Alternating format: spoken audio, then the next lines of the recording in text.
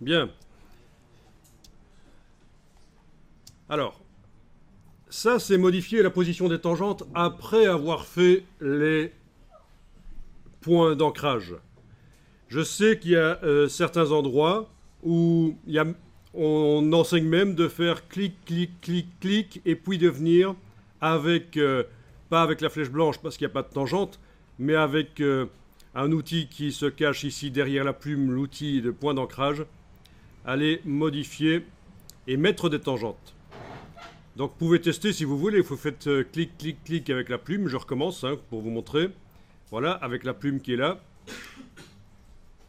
plusieurs clics, et puis avec l'outil qui est là derrière, l'outil de conversion, on appelle ça, mais ils appellent ça outil point d'ancrage ici, on fait un clic et glisser sur un point, et ça met des tangentes. C'est pratique cet outil, et quand on clique sur un point d'ancrage qui a déjà des tangentes, ça supprime les tangentes. Quand on utilise cet outil sur une poignée de tangentes, ça casse la tangente. D'accord ? Donc je vais répéter une dernière fois pour ceux qui auraient loupé. Je prends la plume. Ah, au fait, on peut détacher cette palette-là. Quand vous allez dans le menu et que vous allez jusqu'à la barre verticale ici, ça vous fait une palette détachable. Donc je prends la plume. Clic, clic, clic, clic. Je prends maintenant l'outil de conversion. Quand je fais un cliquer glisser sur un point d'ancrage, ça met des tangentes. Il faut faire attention à ne pas faire un nœud et comme ceci. C'est-à-dire que là, je suis allé dans le mauvais sens, donc je vais dans l'autre sens. Voilà. Ensuite, avec cet outil, quand on clique sur un point d'ancrage, ça enlève la tangente. Je peux la remettre aussi, voilà. Ça enlève la tangente quand on clique sur le point. Je peux la remettre à nouveau. Si je vais dans le mauvais sens, ça fait un nœud, c'est pas bon, je vais dans l'autre sens. Ok, et ce même outil peut aussi servir à casser une tangente, c'est-à-dire quand je prends une poignée de tangente, ça casse la tangente, ça fait un changement de direction brutal, et on a souvent ça dans les objets évidemment, et on va faire un détourage de voiture après, et vous allez voir que forcément, à certains endroits, on a des changements de direction brutaux dans la courbure, et donc c'est très intéressant ça.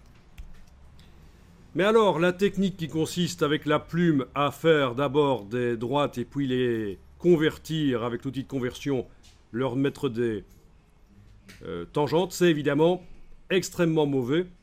Vous débarquez avec cette technique en milieu professionnel, vous vous faites laminer.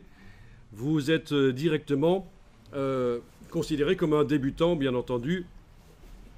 Donc, il vaut mieux éviter. Donc, on va voir que les tangentes, on les fait pendant qu'on crée le tracé. On gère tout ça, et c'est pas si évident que ça. Alors je vais enregistrer le document.